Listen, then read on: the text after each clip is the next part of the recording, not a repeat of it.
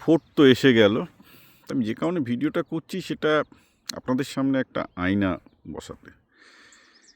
এই দীর্ঘ নির্বাচনী প্রচারে বিশেষ করে সোশ্যাল মিডিয়ায় আমি যেটা দেখেছি, যারা বেঙ্গলি লিবারাল মানে সকল বাম, উদারপন্থী, বাঙালিপন্থী এই বা ইসলামপন্থী এই যে সেকশনটা আছে যারা বিজেপি বিরোধী, তারা মোদি বিরুদ্ধে স্পেশালি প্রচুর নোংরা কথা লিখে গেছে।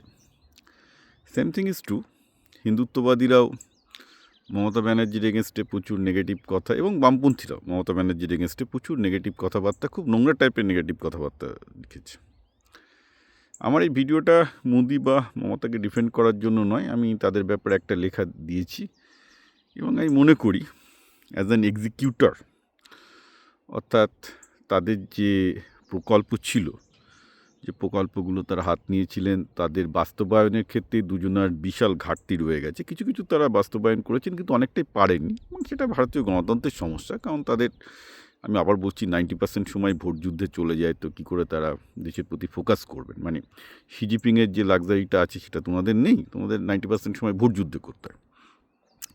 তা আমি যে কারণে ভিডিওটা করছি খুব সহজ, সেটা হচ্ছে এই যে আপনারা যারা মোদি এবং মমতাকে সমালোচনা করছেন, একটু নিজেদের দিকে তাকান।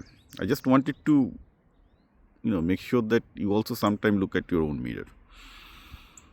একটা জিনিস ভেবে দেখুন, মমতা ব্যানার্জি এবং মোদি দুজনাই কিন্তু রাজনীতির জন্য, ভারতীয় রাজনীতির জন্য তাদের সারা জীবন স্যাক্রিফাইস করেছেন। কারণ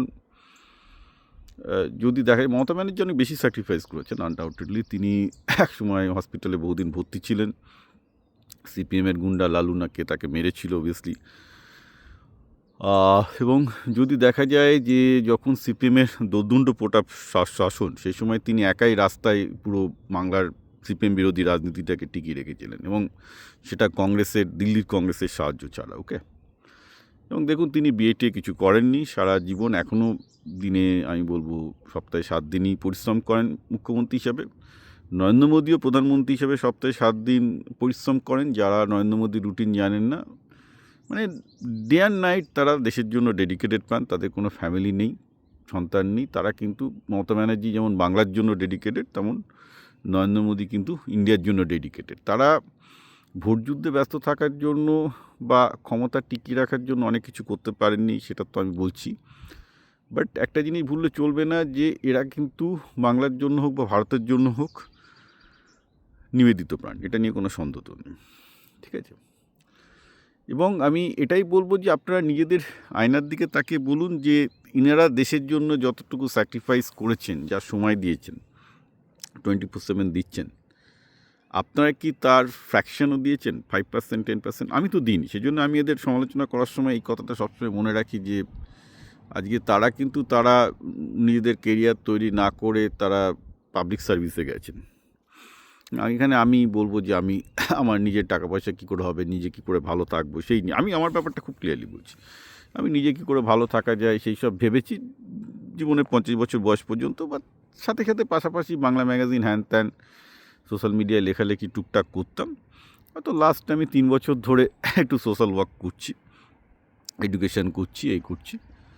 but other than that it's not comparable. Okay, মানে আমি আমার আমেরিকার আর্মির জীবন ছেড়ে যে ভারতে ফুল টাইম, ভারতে আমি 3rd টাইম থাকি, কিন্তু ফুল টাইম গিয়ে যে রাজনীতির মাধ্যমে সমাজসেবা করবো, এসব তো আমি করিনি। আর আপনারা তো আরোই কিছু করেননি, আমার কথা বাদ দিন। আমি তো তাও বা সামান্য যদি কিছু কন্ট্রিবিউট করতে পারি, আপনারা সেটাও কিছু করেননি।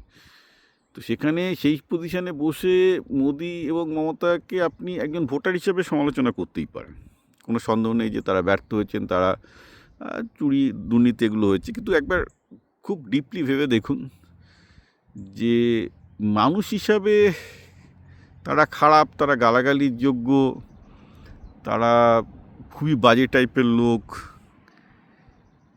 এইগুলো নিয়ে একটু আপনাদের চিন্তাভাবনা করার অবকাশ থাকা উচিত। কারণ সত্যি কথা বলতে কি, ক্ষমতায় টিকে থাকতে গেলে রাজনীতি করতেই হয়, এবং রাজনীতি নোংরাই হয়। পৃথিবীর মানুষের যেটুকু লিপিবদ্ধ ইতিহাস আছে 5000 বছরে, সে রাজনীতি কখনই পরিষ্কার ছিল না।